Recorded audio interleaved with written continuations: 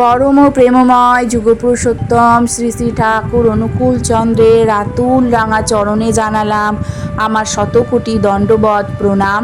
আমার ভক্তপ্রাণ দাদা ভাই বোন মা সকলকে জানালাম জয় গুরু। আশা করব ঠাকুরের কৃপায় আপনারা সকলে ভালো আছেন, সুস্থ আছেন, আনন্দে আছেন। আমরা সকলেই মনের ইচ্ছা জানিয়ে ভগবানের কাছে প্রার্থনা করি। আমাদের অনেকেরই সেই সমস্ত ইচ্ছা পূরণ হয়, আবার অনেকেরই পূরণ হয় না। তখন আমাদের মনে হয় যে ঠিক কিভাবে ভগবানকে ডাকলে ভগবান আমাদের ডাকে সাড়া দেবেন, আমাদের প্রার্থনাগুলো পূরণ হবে। আজকে এই ভিডিওতে একটি কাহিনীর মাধ্যমে তা জানার চেষ্টা করব। বহুকাল আগে এক স্থানে এক ধনী ব্যবসায়ী ছিলেন। তার একটি দোকান ছিল। ধন সম্পদের কোনো তার অভাব ছিল না। যদি অভাব ছিল তাহলে সংসারে সুখ শান্তির অভাব ছিল।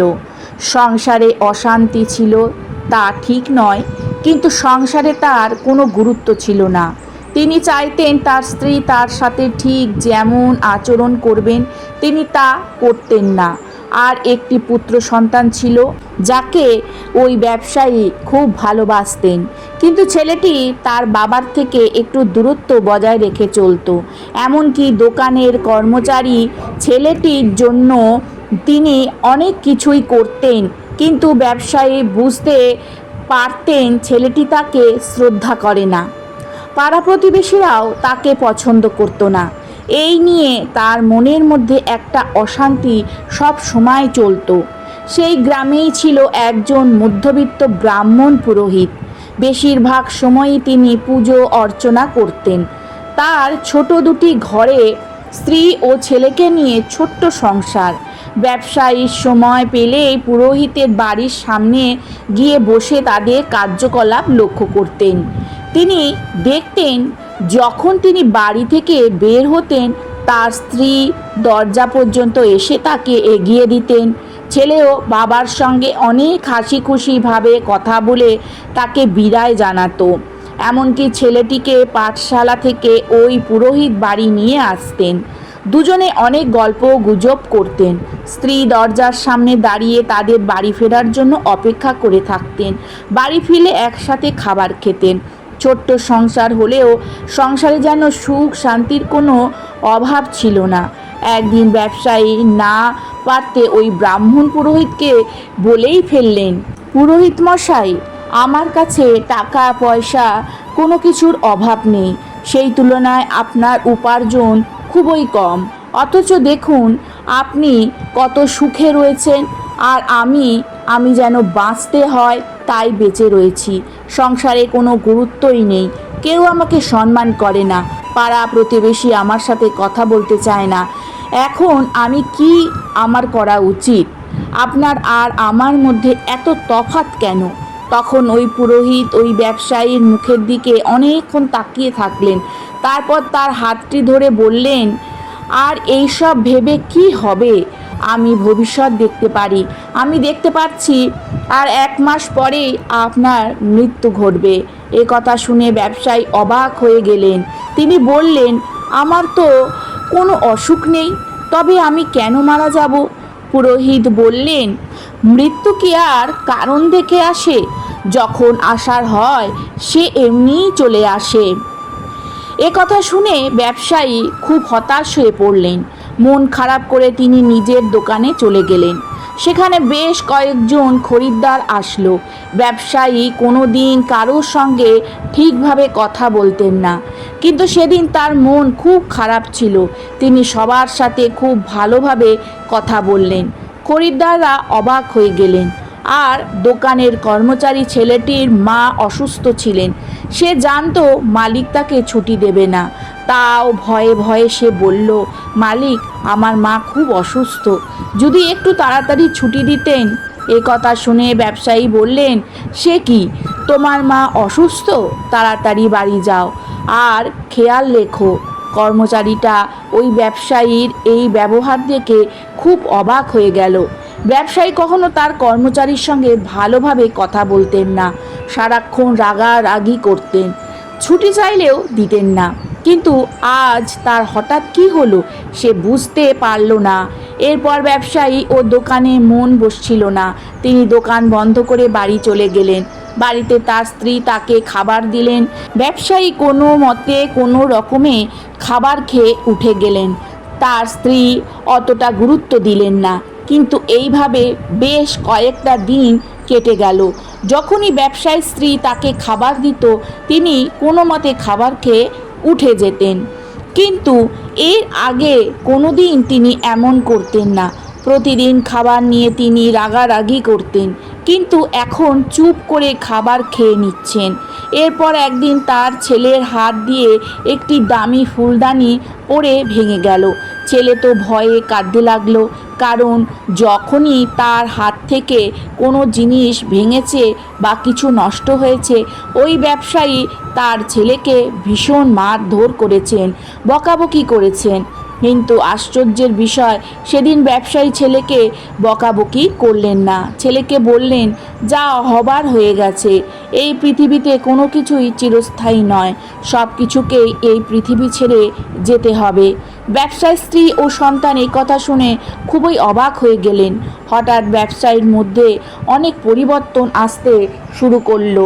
সে এখন দোকানে খরিদ্দারের সঙ্গে ঝামেলা করে না, কর্মচারীকে বকাবকি করে না, স্ত্রী সন্তানের সঙ্গে সময় কাটায়, পাড়া প্রতিবেশীর সঙ্গে ভালো ব্যবহার করে। ফলে সবার ব্যবহার তার প্রতিও বদলে গেল। সবাই তাকে সম্মান করতে লাগলো। এখন তার স্ত্রী সন্তান তার বাড়ি আসার জন্য অপেক্ষা করতে থাকে। পাড়া প্রতিবেশীরা দেখা হলে সে কেমন আছে তার খবর নেয়। ব্যবসায়ীর জীবন যেন বদলে গেল। যেই সুখ সে এতদিন খুঁজে বেড়াচ্ছিল তা সে এখন পেয়ে গেল। কিন্তু হায়, তার হাতে আর মাত্র কটা দিন সময় আছে। কদিন পরে পৃথিবী ছেড়ে তাকে চলে যেতে হবে। তার মন খারাপ হতে লাগলো। তিনি সারা জীবন শুধু পয়সা উপার্জনের কথাই ভেবেছেন, পরিবারকে সময় দেয়নি। পাড়া প্রতিবেশীর সঙ্গে একটা ইট এক টুকরো জমির জন্য লড়াই করে এসেছেন। কিন্তু কি হবে, সব কিছু এখানেই পড়ে থাকবে, কিছুই তার সঙ্গে যাবে না। যদি কিছু সঙ্গে থাকে তাহলে এই আনন্দ ও সুখের মুহূর্ত, যা এত কাল সে নিজের দোষে হারিয়ে ফেলেছিল। ধীরে ধীরে তার মনে ঈশ্বরের জন্য ভক্তি জাগ্রত হলো। যে ব্যক্তি সারা জীবন কখনো মন্দিরে যাননি, কখনো পুজো পাঠ করেননি, কখনো সৎসঙ্গ শুনতে যাননি, তিনি ক্রমাগত ঈশ্বরের ধ্যান করতে শুরু করলেন। ফলে তার মধ্যে ধৈর্য, উদারতা, ভালোবাসা, বিচক্ষণতা ইত্যাদি সকল গুণাবলী বিকশিত হতে শুরু করলো। সকলে তাকে দেখে অবাক হয়ে গেল। তারা ভাবতে লাগলো, এত তাড়াতাড়ি তার জীবনে এত বড় পরিবর্তন কিভাবে ঘটলো। ওই ব্যক্তিও মনে মনে ভাবতে লাগলো, আমি জীবনে কখনো ভালো কাজ করিনি, দান করিনি, কখনো মানুষের সাথে ভালো ব্যবহার করিনি, কখনো পূজা করিনি। এসব আগে করলে বুঝতে পারতাম জীবনটা কত সুন্দর। তিনি সকলের কাছে ক্ষমা চেয়ে বললেন, এতদিন তোমাদের সাথে যে আচরণ করেছি তার জন্য আমাকে তোমরা ক্ষমা করে দিও। তার কথা শুনে সবাই অবাক হয়ে গেল। দেখতে দেখতে 1 মাস পূরণ হলো। আজই তার জীবনের শেষ দিন। তিনি তখন আবার সেই ব্রাহ্মণ পুরোহিতের বাড়িতে গেলেন আর তাকে বললেন, পুরোহিত মশাই, আমার জীবনে অনেক কিছুর পরিবর্তন এসেছে। আমি আগে এত খুশি কোনো দিন হইনি, অথচ দেখুন আমার কি দুর্ভাগ্য, আজ আমার জীবনের শেষ দিন।